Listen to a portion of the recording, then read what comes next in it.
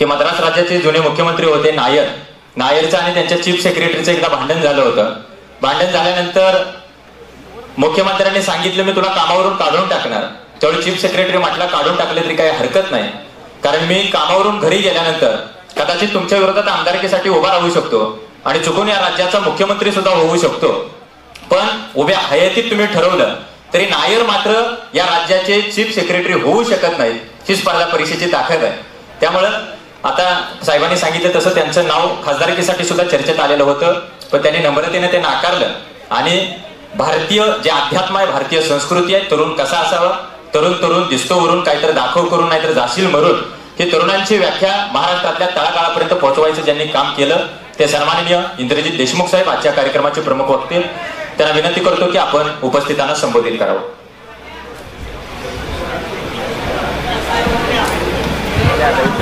एकदा जोरदार टाळ्या व्हायला पाहिजे. आपला पराक्रम ज्यांनी सिद्ध केला त्या सर्व पराक्रमी आणि यशस्वी विद्यार्थ्यांचं मनापासून अभिनंदन. वरचे दादा खालचे दादा एक अर्धा तास आपल्या आयुष्यातला मी मागतो आहे. पराक्रमाच्या वयामध्ये जर पराक्रम नाही झाला तर भविष्यामध्ये लग्न सुद्धा होत नाहीत असं तासगाव नगरपालिकेच्या मुख्याधिकाऱ्यांनी आपल्याला सांगितलेलं आहे. आणि ज्यांनी पराक्रम केला आणि जे पराक्रम करू इच्छितात, मी स्वतः माझ्या वर्गातल्या मित्रांचा आता आढावा घेतो आहे की ज्या वयामध्ये पराक्रम नाही केला, मनोरंजन म्हणजे आयुष्य हे ज्यांनी समजलं आज ते सामान्य आयुष्य जगतात. दादा वरचे दादा ए राजा, हे सगळं सरांनी केलंय ना. एवढा खर्च भगवंता मायबापा कृपावंता तुझ्यासाठी केलाय.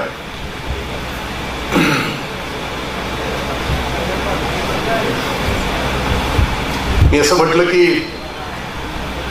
10वी आणि 12वीचं वय आहे, 13 to 19 वय आहे, मोठं विचित्र वय आहे. कारण याला टीन एज असं म्हटलं. निसर्गानं माणसाच्या आयुष्यामध्ये पराक्रम पण याच आयुष्यामध्ये ठेवला आणि मोहाचे क्षण पण याच आयुष्यामध्ये ठेवले.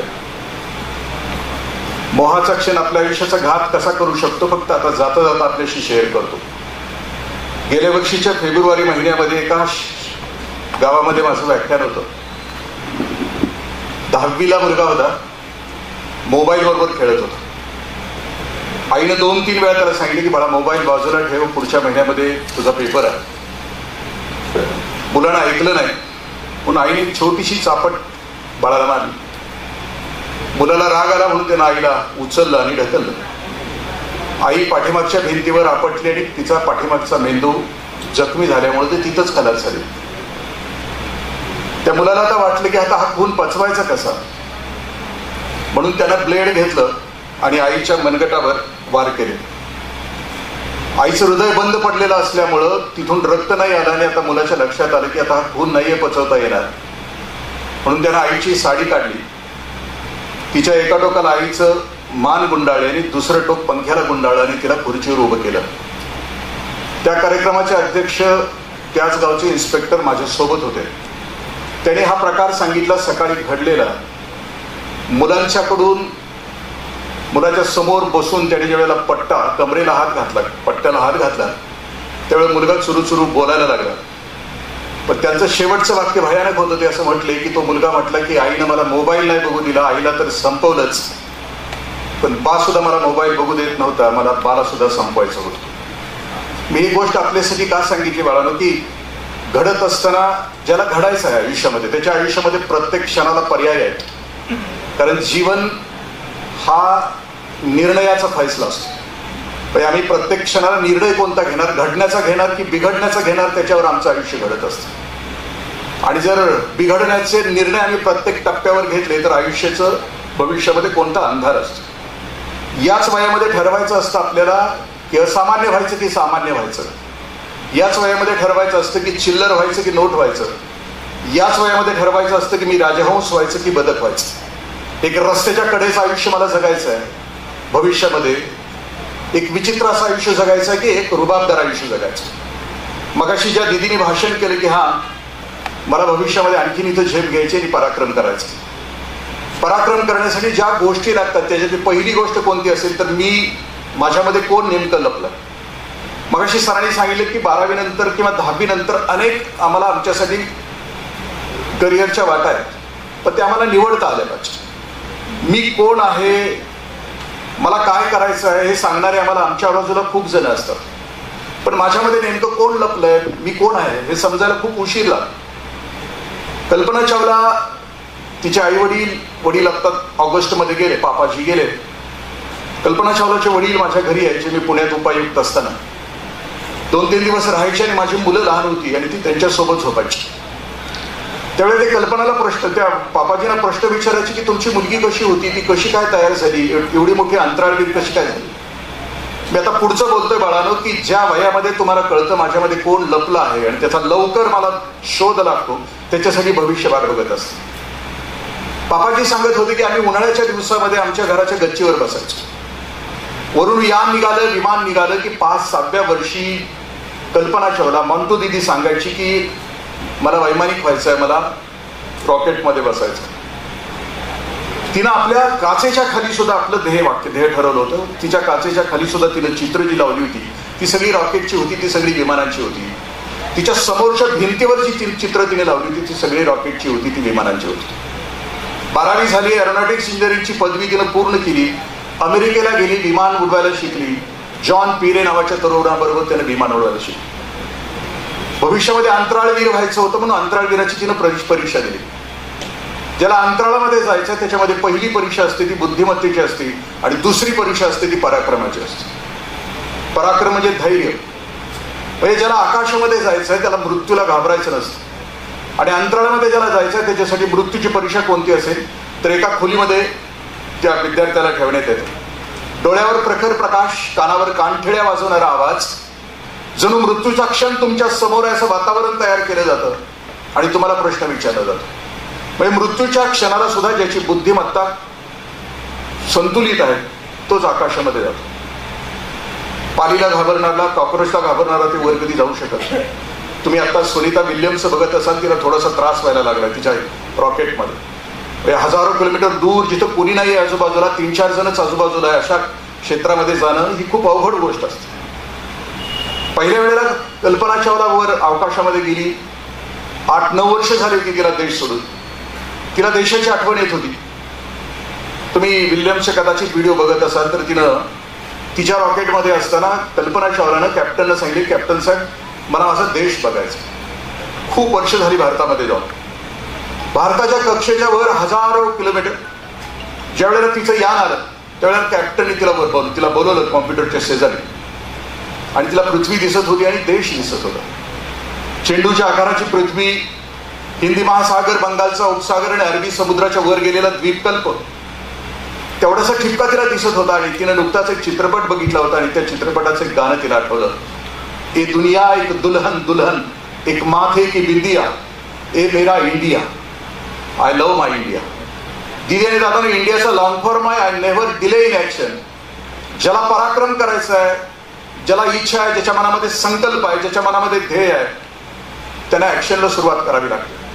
जगामध्ये जे जे यशस्वी झाले, एक पुस्तक आपल्याला जाता जाता शेअर करतो, आउटलायर्स नावाचं पुस्तक आहे. जगभरामध्ये फिरून त्या लेखकानं ते पुस्तक लिहिलंय की ते कोण यशस्वी झालंय. तो असं म्हणतो की एकाच क्षेत्रामध्ये सलग 10,000 तास ज्यानं काम केलं आहे किंवा एकाच क्षेत्रामध्ये सलग 10 वर्ष ज्यानं काम केलं आहे तोच त्याच्या आयुष्यामध्ये यशस्वी झाला. पण मी आता म्हटलं की त्याला त्याच्या स्वची ओळख असली पाहिजे. कल्पना दुसऱ्या वेळेला अवकाशामध्ये गेली त्यावेळेला परतीचा प्रवास तिला करायचा होता. 35 मिनिटाचा अवकाश होता. जग तिची वाट बघत होतं. तिच्या गावातल्या मैत्रिणी, इस्रो, नासा सगळे शास्त्रज्ञ वाट बघत होते की तिचं रॉकेट कधी येत आहे. पण दुर्दैव तिचं रॉकेट अवकाशामध्ये फुटलं, ती नाही पृथ्वीवर आली. आणि मग पापाजी माझ्या मुलीला 2 तास तो प्रसंग सांगत होते की मुलीच्या श्रद्धांजलीच्या कार्यक्रमाला एक वडील ज्या वेळेला अमेरिकेला पोहोचले होते की जी मुलगी पराक्रमी होती, जिला 5व्या वर्षापासून ध्यास होता, कशी होती माझी मुलगी. आणि मग पापाजी सांगत होते त्या 7 टेकडीच्या पायथ्याशी कल्पनाच्या श्रद्धांजलीच्या कार्यक्रमाला हजारो तरुण उपस्थित होते. कार्यक्रम सुरू असताना कोपऱ्यातील एक 250-300 मुलं धायमुलपूर रडत होती. कार्यक्रम संपल्यानंतर पापाची आणि मॉन्टी दिदी, कल्पनाची आई, जिथं मुलं रडत होती त्या रडणाऱ्या मुलांच्या जवळ पोहोचले आणि तिने विचारलं की बाळांनो रडता का? मुलांनी सांगितलं आम्ही सगळे अनाथ आहोत, 250 जण अनाथ आहोत आणि गेले 9 वर्ष मॉन्टू दिदी कल्पना चावला आमचा सांभाळ करते. आता कल्पना चावलांचे वडील पापाजी माझ्या मुलीला सांगतात की माझी मुलगी माझ्यापेक्षा खूप मोठी होती, खूप पराक्रमी होती, 38व्या वर्षी तिने जग सोडलं. म्हणजे असं म्हटलं जातं की बाप ओळखायचा असला तर मुलगी व्हावं लागतं आणि आई ओळखायची असली तर मुलगा व्हावं लागतं. म्हणजे एखाद्या बापाला 4 मुली असल्या आणि 3 मुली सुखाच्या घरी नांदत असल्या आणि 1 मुलगी दुःखाच्या घरी नांदत असली तर बाप नावाची वस्तू ज्या मुली सुखानं नांदतायत त्याच्या घरी कधी जात नाही, पण जी मुलगी दुःखामध्ये तिच्या घरी आठवड्यातून एकदा जाऊन आल्याशिवाय राहत नाही. पापाजी सांगत होते मी घरी पोहोचल्यानंतर माझ्या मुलीची दौलत मी बघत होतो. तिनं फक्त 3च ड्रेस वापरत होती. कल्पना चावला तिच्या आयुष्यामध्ये तिनं 3च ड्रेस वापरले, कधीही सौंदर्य प्रसाधन नाही वापरलं. सगळे पॉकेट मनी म्हणजे 5वी पासून तिला दिले जायचे ते सगळे पॉकेट मनी त्या वर्षी ते एका अनाथ आश्रमाला पाठवायचे. एकच चप्पल ती 12 वर्ष वापरायची. पुढची गोष्ट सांगत होते माझ्या मुलीला या वेळेला दुसऱ्या वेळेला अवकाशामध्ये जात असताना नीतीचा करार कळाला होता. तिला समजलं होतं की परत येणं होणार नाही. तिच्या पासबुकवर उड्डाणाच्या अगोदर लाखो डॉलर इतकी रक्कम शिल्लक होती आणि जायच्या आदल्या दिवशी तिच्या लक्षात आलं की कदाचित नीती मला परत घेऊन येणार नाही आणि म्हणून त्या दिवशी जायच्या आदल्या दिवशी कल्पना चावलानं आपल्या नावावरची लाखो डॉलरची रक्कम तिथल्या अनाथाश्रमाला देऊन टाकली. माझ्यापेक्षा माझी मुलगी खूप मोठी झाली. गेल्या वर्षी पापाजींचं निधन झालं ऑगस्टमध्ये. मी हे का सांगतोय दीदीनो, माझा मुद्दा मागाचा होता की खूप कमी वयामध्ये मला कळायला पाहिजे की माझ्यामध्ये नक्की कोण लपलं, कोणत्या गोष्टी मला मी कोण आहे. जसं की कल्पना चावला नावाची मुलगी आहे, तिला म्हणजे गायक व्हायचं, तिनं गायक झालं. ती दुर्दैवानं माझ्या पोटी जन्माला आली असती किंवा माझ्यासारख्या स्वार्थी पालकाच्या पोटी जन्माला आली असती. मला तिच्यात काय कळालं नसतं तर मी तिला मग SP pattern, Latur pattern, Kota पॅटर्नला टाकलं असतं. आणि मग आमची आत्ताची सुखाची संकल्पना काय, पॅकेज, प्रेस्टीज आणि प्रॉपर्टी या 3 गोष्टीमध्ये करिअर करणं म्हणजे करिअर करणं. म्हणजे मला पॅकेज पाहिजे, मला प्रेस्टीज पाहिजे आणि मला प्रॉपर्टी पाहिजे. हे 3 गोष्टीमध्ये करिअर असेल तर दुर्दैव आहे. मी तुम्हाला एक पुस्तक वाचायला सांगेन, कारण बाळांनो तुम्ही येणारी पिढी आहे, तुमच्यासाठी जी आव्हान आहेत भविष्याविषयी त्याच्याविषयी मी 4 वाक्य बोले नाही भविष्यामध्ये. पण एक पुस्तक आहे की या जीवनाचं करायचं काय, म्हणून अभय बंग सरांनी एक पुस्तक लिहिलंय, तुमच्यासाठी लिहिलंय की आपल्याला हे छोटं खोटं आयुष्य जगायचं का. खा प्या आणि मजा करा, eat drink and be happy, हे दिल मागे मोर, ब्रँडेड शूज, ब्रँडेड कपडे, ब्रँडेड मोबाईल, हे दळभद्री आयुष्य आम्हाला जगायचं का. सुखाच्या खोट्या कल्पना आहेत का. प्लेजर म्हणजे आमचं आयुष्य आहे का, मनोरंजन आणि खाणं म्हणजे आमचं आयुष्य आहे का त्याच्या पलीकडचं आयुष्य आम्हाला ठरवावं लागेल याच वयामध्ये. मग त्याच्यासाठी माझ्यातला मी कोण आहे, माझ्यातलं सामर्थ्य कोणतं आहे ते मला निवडता आलं पाहिजे. आणि मग आई वडिलांनी सुद्धा आपल्या लेकराला दीक्षा देत असताना ती व्यापक, विशाल, भव्य आणि दिव्य अवघ्यांचा उद्धार करणारी असते.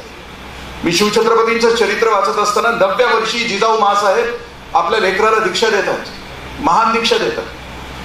वय वर्ष 9, संध्याकाळची वेळ आहे आणि बेंगलोरमध्ये रात्रीच्या वेळेला मासाहेब दूध देण्यासाठी ज्या वेळेला शिवछत्रपतींना गेले त्यावेळी मासाहेबांच्या असं लक्षात आलं की शिवछत्रपतींच्या त्या कॉटच्या खाली माती आहे. मासाहेबांनी प्रश्न विचारला की राजे तुम्ही या वेळेला कुठे गेलात. त्यावेळेला उत्तर असं देण्यात आलं, शिवछत्रपती आई वडिलांशी कधीच खोटं नव्हते बोलत. त्यांनी सांगितलं की मासाहेब पलीकडे नृत्याचा कार्यक्रम आहे तो आम्ही बघत होतो. जिजाऊ मासाहेबांच्या लक्षात आलं की 9व्या वर्षी बाळ मनोरंजनाच्या आहारी जात असेल तर महाराष्ट्रामध्ये एक स्वराज्य निर्माण करायचं आहे, अवघ्या रयतेला सुखी करायचं आहे, दिव्य ध्येय घेऊन माझ्या लेकराला वाढवायचं आहे, तर मनोरंजनापासून माझ्या लेकराला बाजूला घ्यायला. आणि म्हणून मासाहेब महाराष्ट्रामध्ये यायच्या अगोदर हम्पी नगरीला, कर्नाटकमधल्या हम्पी नगरीला शिवछत्रपतींना घेऊन गेले. 21 दिवस 9 वर्षाच्या बाळाला घेऊन त्या हम्पी नगरीचा इतिहास मासाहेब आपल्या लेकराला समजावून सांगत होते. आणि आता महाराष्ट्रामध्ये कूच करायचं त्याच्या आदल्या रात्री त्या विजयनगरच्या साम्राज्याच्या टेकडीवर उभा राहून एक दिव्य आई आपल्या दिव्य लेकराला एक दीक्षा देत्या. मासाहेब सांगतायत राजाना राजे, या विजयनगरच्या साम्राज्यामध्ये कोणी उपवासी राहत नव्हतं, इथं चोरी होत नव्हती, इथं कोणी खोटं बोलत नव्हतं, इथं सगळेजण सुखी होते, इथं स्त्रियांना सन्मानानं वागवलं जात होतं. राजे असं स्वराज्य महाराष्ट्रामध्ये स्थापन कराल. 9 वर्षाच्या छत्रपतींना कळत नव्हतं की माझी आई बोलते काय. एक असं साम्राज्य स्थापन करायचं की जिथं कोणी दुःखी असणार नाही, जिथं स्त्रियांना सन्मानानं वागवलं जाईल, जिथं कोणी उपवासी असणार नाही. एक माझी आई मला स्वप्न देते आहे. त्या 9 वर्षाच्या बाळानं मुठी आवडल्याने आईच्या नजरेला नजर दिली आणि सांगितलं की हो साहेब, हो मासाहेब, तुमच्या स्वप्नातलं राज्य आम्ही उभं करू. 35 वर्ष महापुरुष या महाराष्ट्राच्या मातीमध्ये रात्रंदिवस फिरत राहिला. एक आईनं दीक्षा दिली वयाच्या 90 वर्ष. आम्हाला दीक्षा नेमकी कोणती आहे की माझं सामर्थ्य काय, मी कोणत्या क्षेत्रामध्ये जाऊ शकतो, माझं सुख काय, माझं समाधान काय, इतर लोक सांगतात. म्हणजे माझ्यासारख्याचं भाषण ऐकलं किंवा एखाद्या सरकारी अधिकाऱ्याचं भाषण ऐकलं की वाटतं की सरकारी अधिकारी व्हावं, पण नसतंय ना तसं. निसर्गाने आपल्यासाठी काही वेगळ्या गोष्टी ठेवलेल्या असतात. ते आम्हाला त्याचा लवकर शोध लागणं, मी कोण आहे त्याचा लवकर शोध लागणं. खूप उशिरा शोध लागतो. 70, 80, 90 वर्ष एखाद्याला आयुष्य वाहून गेल्यानंतर विचारलं जातं की तू काय, तुझ्या आयुष्यापुढचं ध्येय काय होतं, त्याला सांगता येत नाही. पण 750 वर्षापूर्वी ज्ञानेश्वर माऊलीला विचारलं की तुमच्या आयुष्याचं ध्येय काय, तर ते सांगतील की अवघाची संसार सुखाचा करी आनंद भरीने तिने लोक. आणि आता जर माझ्यासारख्या संसारी माणसाला ध्येय विचारलं तर अवघाची संसार एकट्याचाच करीन, बाकीच्यांची वाटच लागली.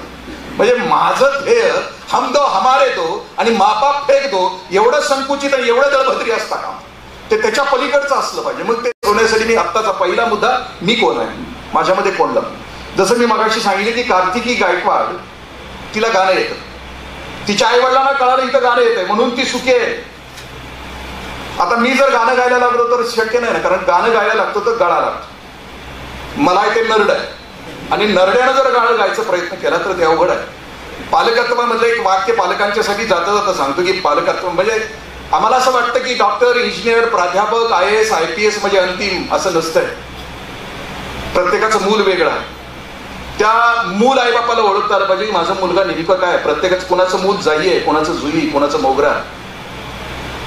प्रत्येक ते फुल आहे ते वेगळं आहे. पण जगाच्या बाजारामध्ये गुलाबाच्या फुलाला मार्केट आहे म्हणून प्रत्येक आईबाप आपल्या मुलाच्या जाई जुई मोगऱ्याच्या कळ्या कुचकरत आहेत आणि त्याचा गुलाब करण्याचा प्रयत्न करतात. मुलगा 9वी किंवा 10वी किंवा 12वीला गेला की 9वी पासून जाहिरात होते घरामध्ये, आमचा बाळ आहे, आमची बाळी पुढच्या वर्षी 10वीला आणि 12वीला.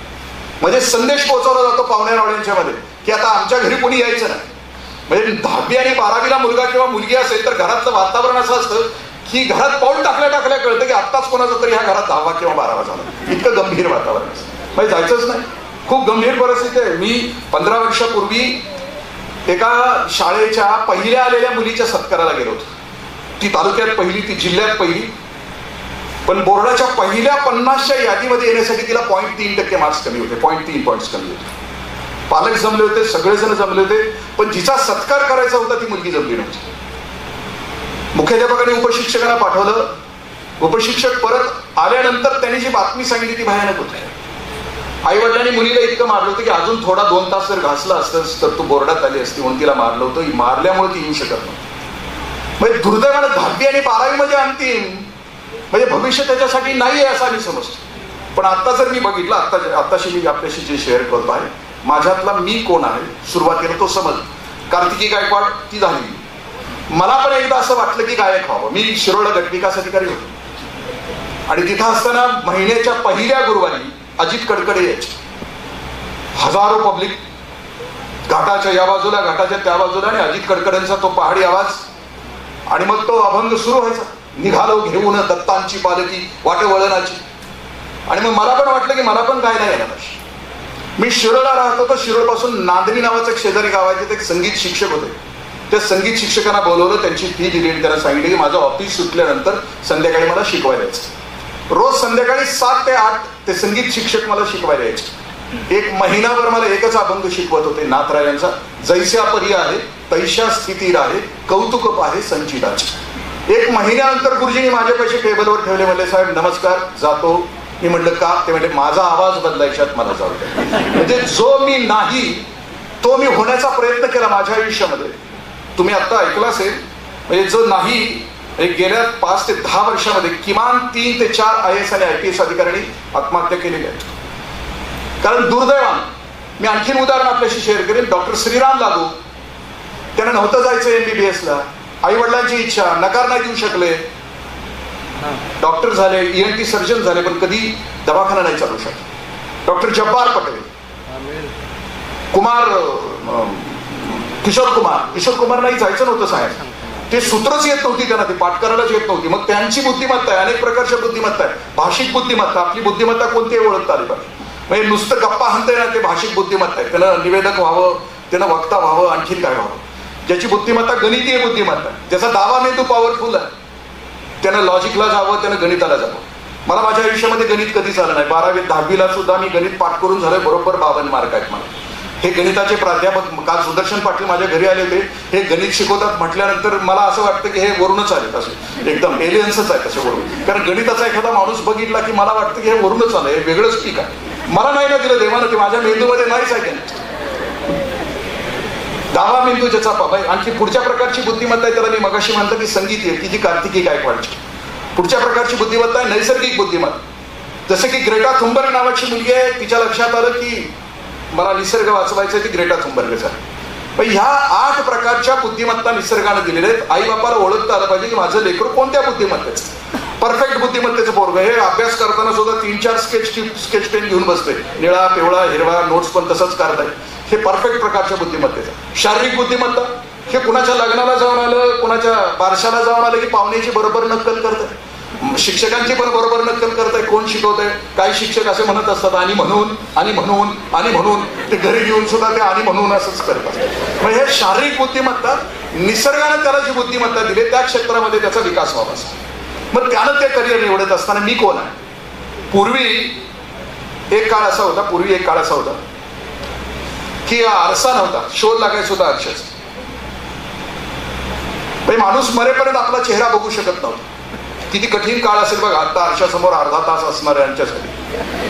आमच्या पुरुषांच्या मध्ये सुद्धा असतात. एक मिशीचा केस जरी पांढरा झाला, अर्धा तास झटापट करताय त्याच्याशी. सौंदर्यासाठी आवश्यक असणारी माणसं कशी असतात. आता बाळानो, या जगामध्ये सगळ्यात मोठी इंडस्ट्री कोणती आहे तर सौंदर्य प्रसाधनाची इंडस्ट्री. 3 कोटी स्त्रियांनी, 50 वर्षाच्या स्त्रियांनी इथं हे कातडं लोंबतं म्हणून प्लास्टिक सर्जरी करून घेतलेल्या आहेत जगामध्ये सगळ्यात जास्त. कारण प्रत्येकाला सुंदर दिसायचं, म्हातारं व्हायचंच नाही कोणाला, म्हणजे सौंदर्य फ्रीजमध्ये ठेवायचं. त्या कालावधीमध्ये चेहरा बघितला नव्हता. एका शेतकऱ्याला एक गुळगुळीत दगड दिसला. त्या दगडावरची माती बाजूला गेल्यानंतर त्याचा चेहरा त्याच्यात दिसला. त्याचा चेहरा बरोबर त्याच्या वडिलांच्या सारखा होता. त्याला खूप आनंद झाला, मेरे पापा मिल गए. ते घरी आलं, ते दगड असं वरच्या मजल्यावर ठेवला. आंघोळ झाली की वर जायचं, दगडात बघायचं. वडिलांचं दर्शन झालं की त्याला आनंद व्हायचा. मग ते खाली यायचं, खुश असायचं. बायकोच्या लक्षात आलं की अलीकडे हे हसतंय. कारण लग्न झालेली माणसं हसत नाही. बघा आपल्या प्राध्यापकांच्याकडे बघा, माझ्याकडे बघा, लग्न झाल्यानंतर हसत नाही. मग तिच्या लक्षात आहे अलीकडे हसते कसं काय.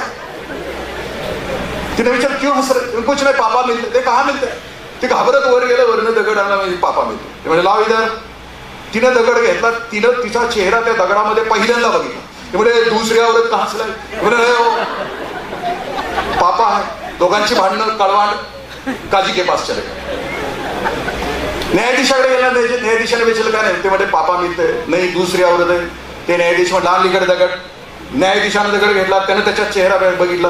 न्यायाधीशाचा चेहरा त्याच्या आजोबासारखा होता. ते म्हणजे येतो नानीशान. विषय संपला की आणि दादानो, कहाणी संपली. कुणीतरी दगड आम्हाला सांगतो की इकडे जा तिकडे जा. मी आता सीईटीचा निकाल लागल्यापासून काल सरपण आले होते माझ्या घरी.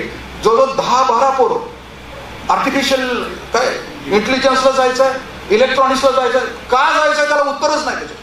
हे सांगतंय ते सांगतंय म्हणून यायला जायचंय. हे म्हणतंय मेकॅनिक्सला जायचंय, ते म्हणतंय सिव्हिलला हल्ली मार्केटच नाही. अरे येड्यात, तुला दुसरा कोणतरी दगड सांगतो म्हणून तुला यायला वगैरे जायचंय का. मला ठरवलं आलं पाहिजे मला कुठं जायचंय.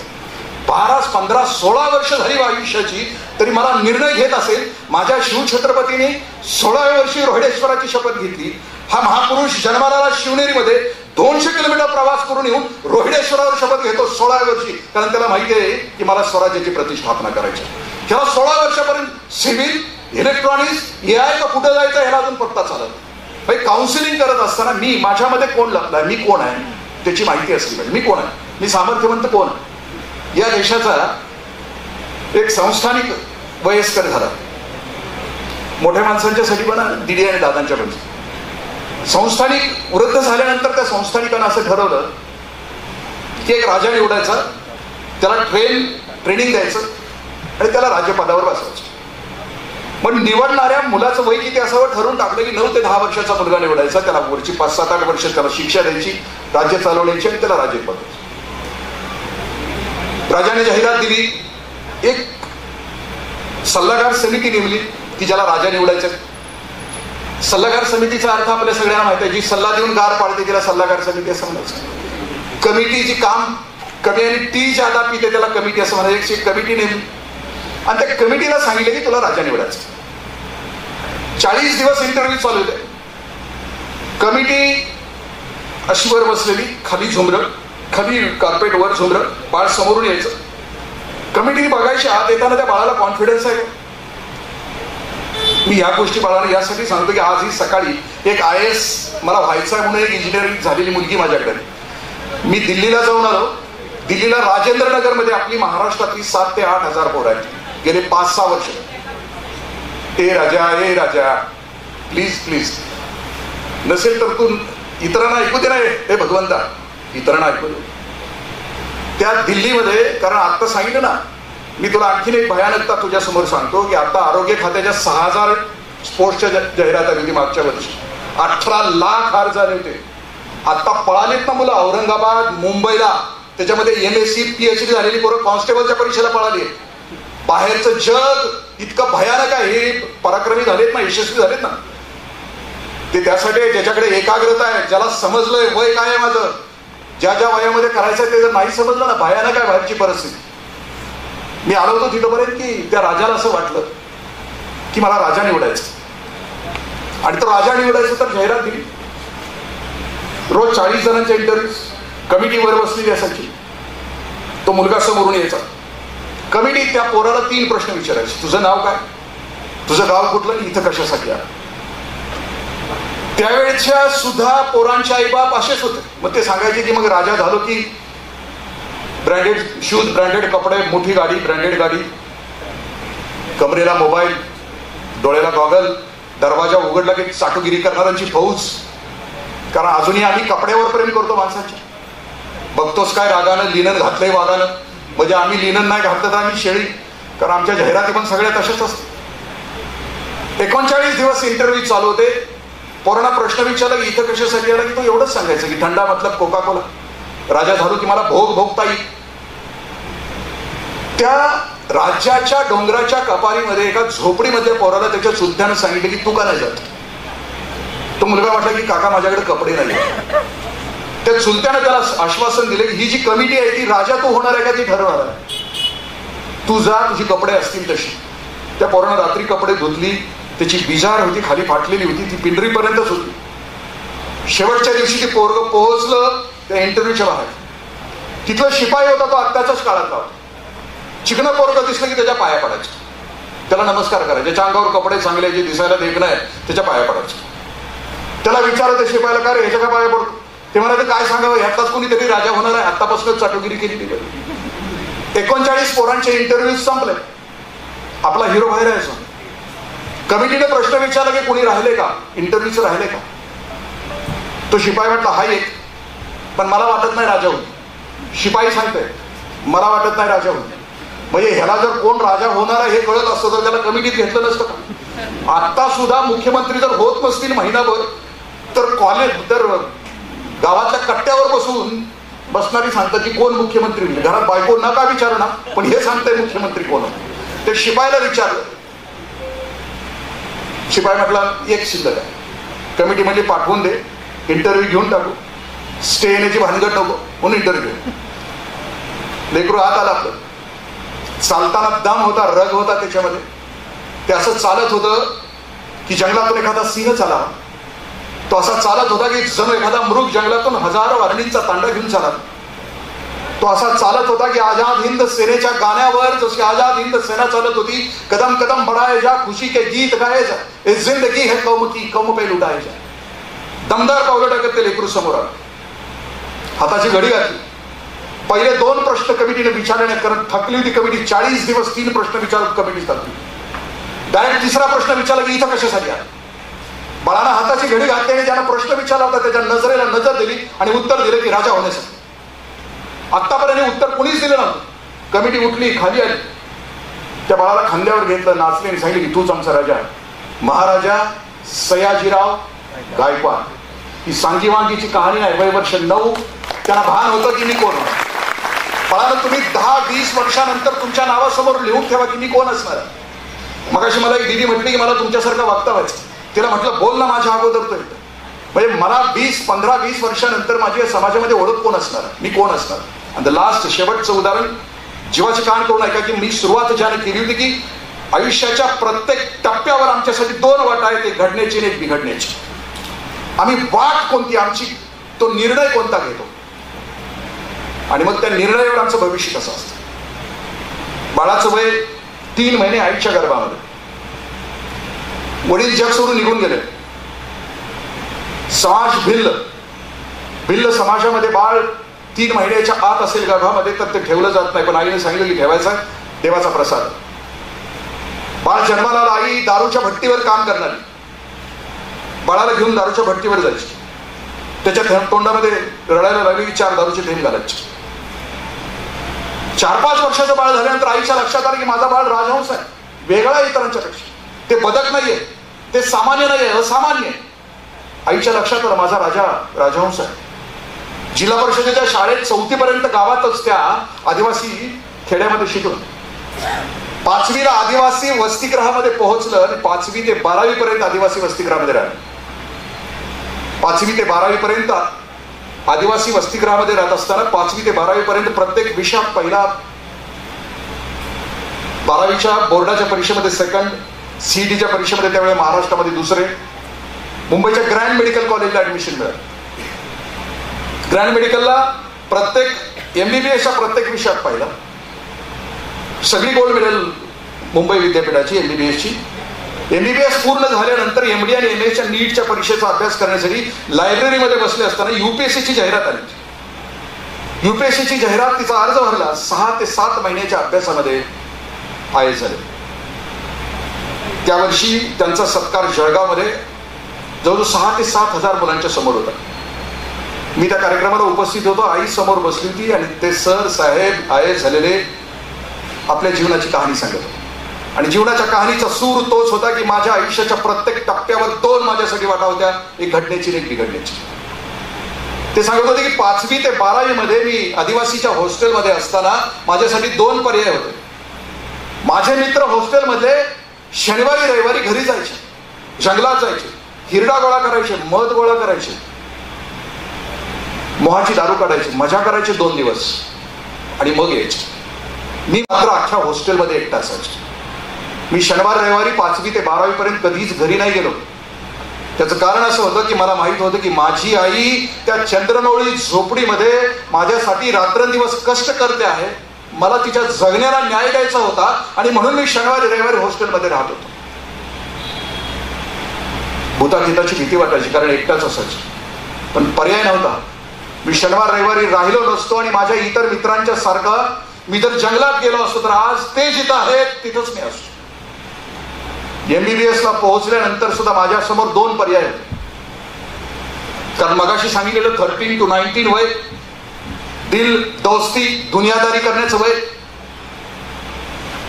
पायामध्ये स्लीपर, रविवारी फीस्ट असायची, संध्याकाळी जेवण नसायचं, मग वरळीच्या चौपाटीवर जाऊन हवा खाऊन रात्री झोपायचं. वर्गातल्या पायऱ्या अशा स्लीपर असल्यामुळं उशिरा गेलं तर पायरीवरून खाली जात असताना स्लीपर वाजायची, चटाक पटाक, पोरं असायची. पर्याय नव्हता. मुंबई सारख्या शहरामध्ये मोहनगरीमध्ये असताना सुद्धा माझ्यासमोर 2 पर्याय होते. इतर मुलांच्या सारखं मुलींच्या बरोबर गप्पा मारणं, मॅटिनीला जाणं, दिल दोस्ती दुनियादारी करणं, मजा करणं, जवानी आणि मस्ती जे असते ते मस्तीचे रंग उधळणं, हाही पर्याय माझ्यासमोर होता.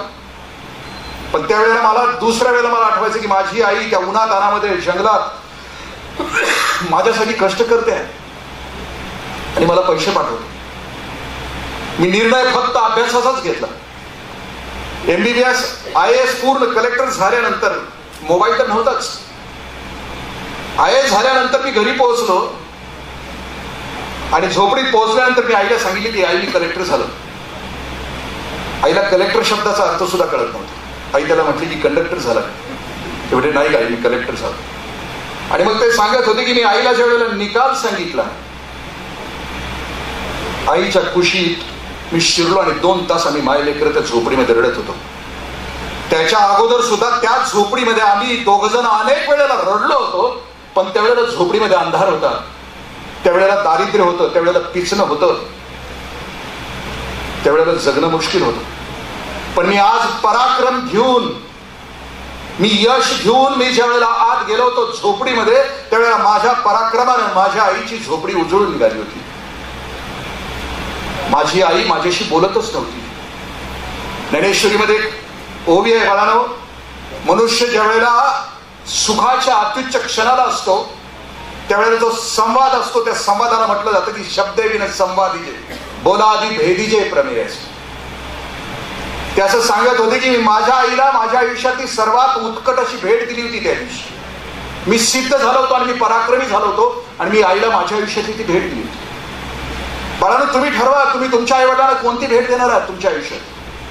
कधी आई समजून घ्यायची असेल तर कधीतरी शांत क्षणाला विचार करा की तुम्ही उठायच्या अगोदर उठणारी आणि तुम्ही झोपल्यानंतर झोपणारी, रानात राबणारी आई असेल तर तिच्या पायावरचं कधीतरी पांघरून काढा आणि तिच्या पायाला पडलेल्या भेगा तपासा. बाप येण्यासारखा फिरतोय ना, तुमचा माझा तालुका आहे ना, दुष्काळी तालुका आहे, आता कुठेतरी थोडीशी धुगधुगी आहे. तुमच्या माझ्यासाठी शिक्षणाशिवाय पर्याय नाही. भविष्यामध्ये आम्हाला वेध घ्यायचा असेल आयुष्यासाठी, आमच्या आईबापांची स्वप्न आम्हाला पूर्ण करायची असतील भविष्यामध्ये, तर आपल्याला पर्याय नाही बाळांनो दुसरा कुठला. आणि मग एक स्वप्न तुमच्या टेबलच्या त्या काचेच्या खाली ठेवून द्या. कारण आईला आणि वडिलांना जर भेट द्यायची असली तर माणूस ज्या वेळेला आनंदाच्या अत्युच्च क्षणाला असतो त्यावेळेला त्याच्या शरीराची केमिस्ट्री बदललेली असते. आणि ती केमिस्ट्री कोणती असते? त्याच्या ओठावर हसू असतं आणि डोळ्यात पाणी असतं. मी अनेक IAS MPSC झालेल्या मुलांच्या सत्काराला जातो, बसल्यानंतर शेजारी प्रत्येकाला विचारतो की पास झाला त्यावेळेला आईला फोन केला का रे? तो सांगतो केला. म्हणतो आई पलीकडून काय म्हणाले? तो सांगतो की सर ती बोलूच शकत नव्हती. बोलणार कशी आई? आपलं लेकरू क्लास 1 अधिकारी झालंय, तालुका आणि जिल्हा ताब्यात घेणार आहे, की आईला पलीकडून समजलं ना बाळाच्या पराक्रमातून आई बोलणार कशी? आपल्या पराक्रमानं आई आणि वडील त्यांच्या मुखातून शब्द नाही आला पाहिजे बाहेर, फक्त आनंदानं ते तरंगत राहिले पाहिजेत. ही तुमच्या आई वडिलांची स्वप्न आहेत आणि ती जर तुम्ही पूर्ण करू शकला, कारण तो दिवस तुमचा वाट बघतो. हे तर मधलं सगळंच आहे, दिल दोस्ती दुनियादारी भविष्यात ठेवलेलं आहे, सगळं प्रेम, ह्या सगळ्या गोष्टी ठेवलेल्या आहेत. पण आम्हाला ठरवायचं की मला घडत असताना कोणत्या गोष्टीकडे जायचं. बाळांनो, मोबाईल किती वापरायचा ठरवा तुमचा. आज महाराष्ट्रामध्ये मी एक पुस्तक आपल्याला वाचायला सांगेन आई वडिलांच्यासाठी. माध्यम कल्लोळ नावाचं पुस्तक आहे, नीलांबरी जोशीने लिहिलेलं आहे. महाराष्ट्रातली 58% पोरं 13 ते 17 तास मोबाईलच्या स्क्रीनवर आहेत. 2 तासावर त्यांची झोप आली. एकदा मोबाईल बघितल्यानंतर 25 मिनिटं डिस्ट्रॅक्शन होत आहे त्या पोरांचं.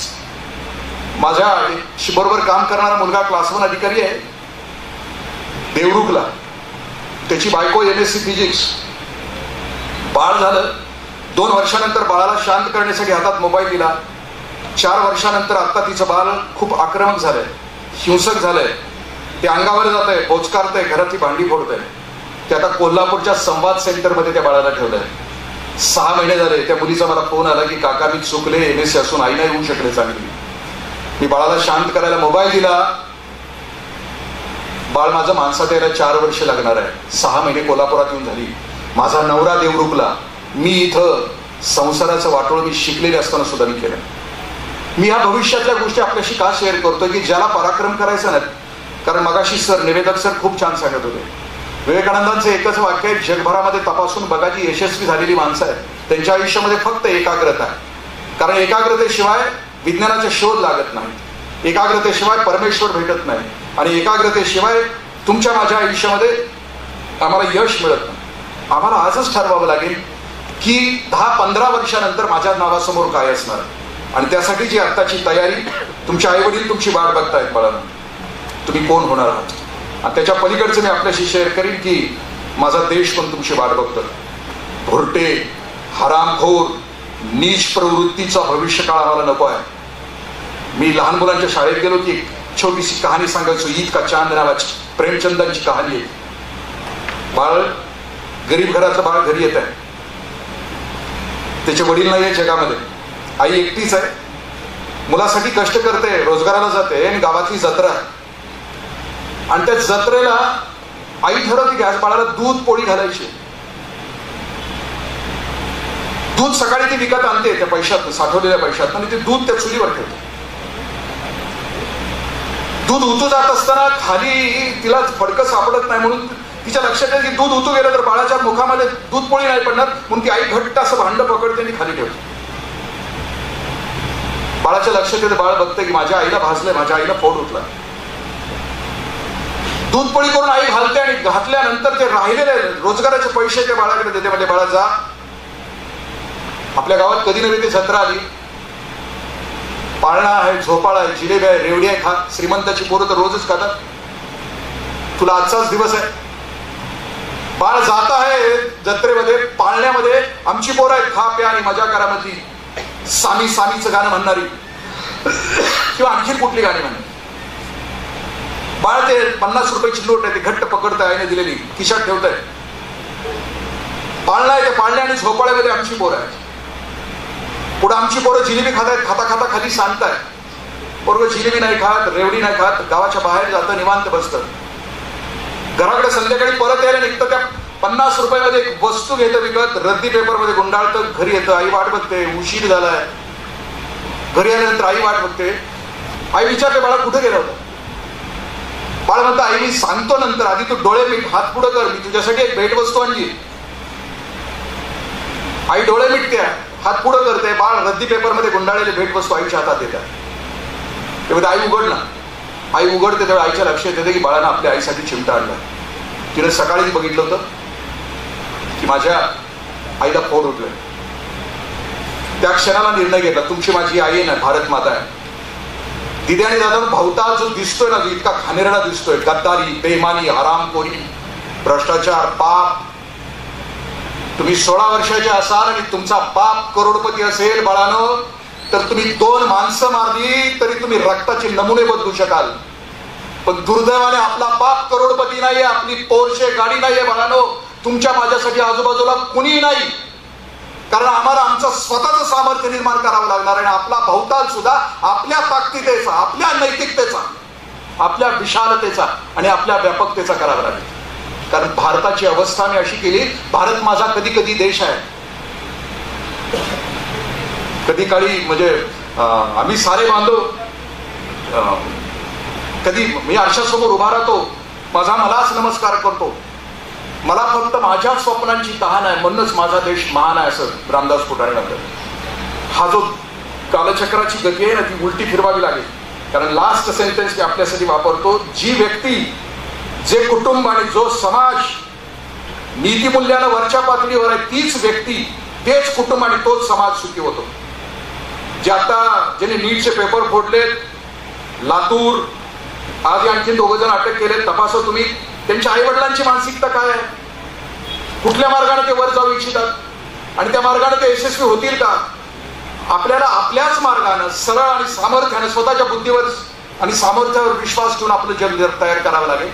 आणि भविष्यात ते जग तुमची वाट बघत आहे, की भारत माता तुमची वाट बघते, की तिला रोज फोड उठतायत माझ्यासारख्या बेईमान आणि गद्दार माणसांच्याकडून. तुम्ही सामर्थ्यवंत व्हा, यशवंत व्हा आणि माझ्या मातृभूमीला सुखी करा. एवढंच म्हणेन. मला सरांनी बोलवलं, बोलण्याची संधी दिली. बाळानं तुम्हा दोघांचं कोणाचं मी बोललो असेल, तुम्हाला लागलं असेल तर क्षमा मागतो. हेतू इतकाच आहे की बाळानं खूप पराक्रमाचं वय आहे, रस्ता बदलला तर घात आहे समोर, आणि म्हणून पोटतिडकीने मी आपल्याला शांत बसवण्याचा प्रयत्न करत केला. धन्यवाद. जय हिंद, जय महाराष्ट्र.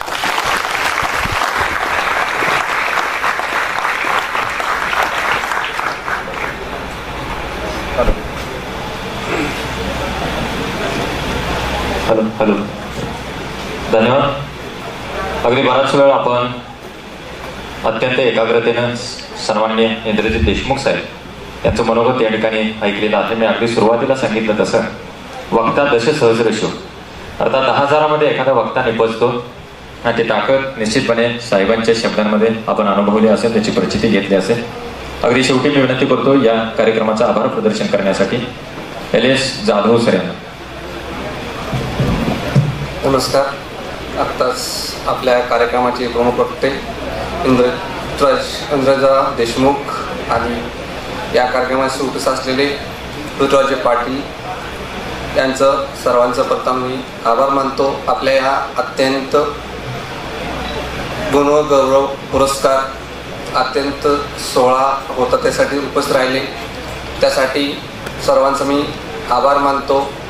आता सरांनी सांगितलं होतं की त्यांच्या एका कार्यक्रमाच्या अगोदरचं आपलं माइंड आणि कार्यक्रमानंतरचं माइंड हे नक्कीच बाळांनो बदलू शकतं हे सरांनी त्यांच्या वक्तव्यातनं सांगून दिलं आपल्याला. या कार्यक्रमात सर्व पालक विद्यार्थी प्रमुख पाहुणे सर्व उपस्थित राहिल्या सर्वांचा आभार. धन्यवाद.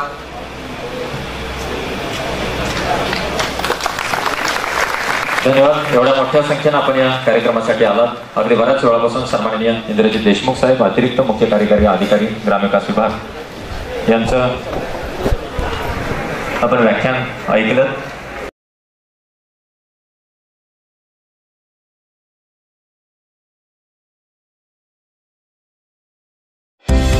महाराष्ट्रातील प्रत्येक जिल्हा आणि तालुका अपडेट बातम्या पाहण्यासाठी Maharashtra Marathi news channel subscribe करा आणि बेल आयकॉन बटन दाबा. महाराष्ट्र मराठी न्यूज अपडेट रहा.